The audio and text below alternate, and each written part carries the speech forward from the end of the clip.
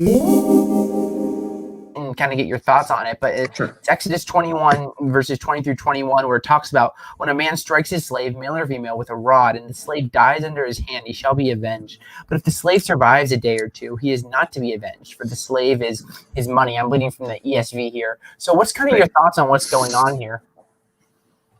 Well, the first thing to keep in mind here is that there is a, that this is in the context of accidental injuries.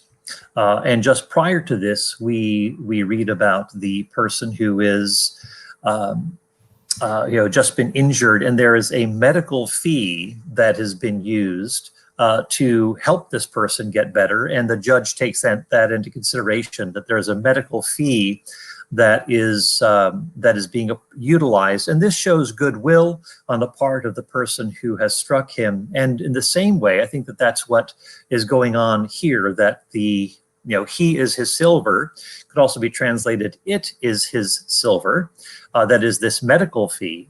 That if there's an accidental injury, the person who struck him pays the medical fee, then this is an indication to the judge that he is, this silver that he's paying is something that indicates that he did not maliciously strike him. This was something that was accidental, and that the judge would take this in consideration. Now, even if some people say, well, no, why not just translate it, he is his silver? Well, as I said, one, it's in the context of accidental injury, and this medical fee has been taken care of in that prior passage. And Harry Hoffner, who taught at the University of Chicago, maintained that this is probably carrying over into the next text, that he, it could just be simply, the word who, it's, masculine pronoun, it simply could be, it is his silver. But even if you're striking your servant and injuring him, it is actually counterintuitive, because you're only harming your own pocketbook, you're only harming your own silver. And we need to keep in mind too that those who were indentured servants here, they are working for a 6-year term limit, and then upon the 7th year they are let go.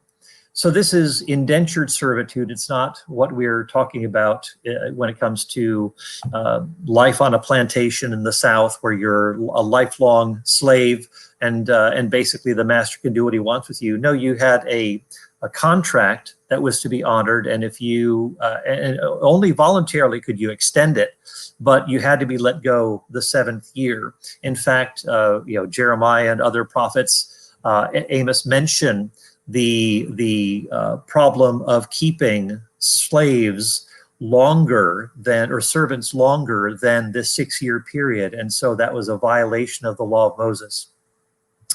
Another thing to keep in mind too is this: when we're talking about the law of Moses, we're not talking about ideal legislation, that this is somehow the perfect law for all time, that this is universally valid and binding, and that all of God's people should follow this at all times.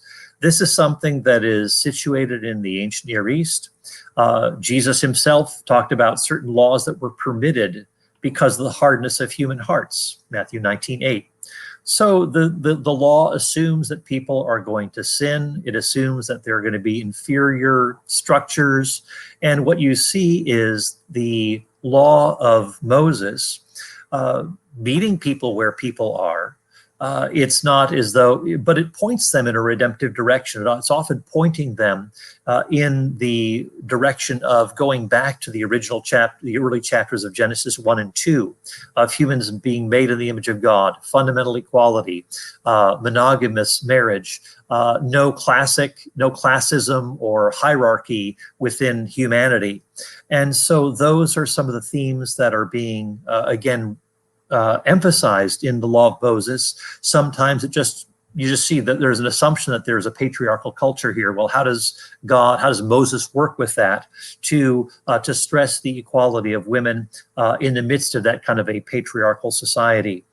So we need to understand that. But even as you look at the legislation of Moses, in contrast to the rest of the ancient Near East, and I've got actually another book that I'm working on that is kind of like a sequel to the Moral Monster book that I've written, and it looks at the broader worldview issues that are rooted in, of course, God's redemption of Israel, bringing Israel out of Egypt, and how that is to shape and inform Israel's own moral mindset. And so I unpack the various differences that there are between ancient Israel and the ancient Near Eastern laws. And Israel's is really very much informed by how they had been delivered by the Lord, who brought them out of Egypt. And so therefore, that was to inform them as to how they're to treat foreigners or aliens in their midst. It was to inform them that there's to be a law that applied to both the alien and the Israelite in the land of, in the promised land and so forth. So there are a number of things that I go into detail on in that book. So stay tuned.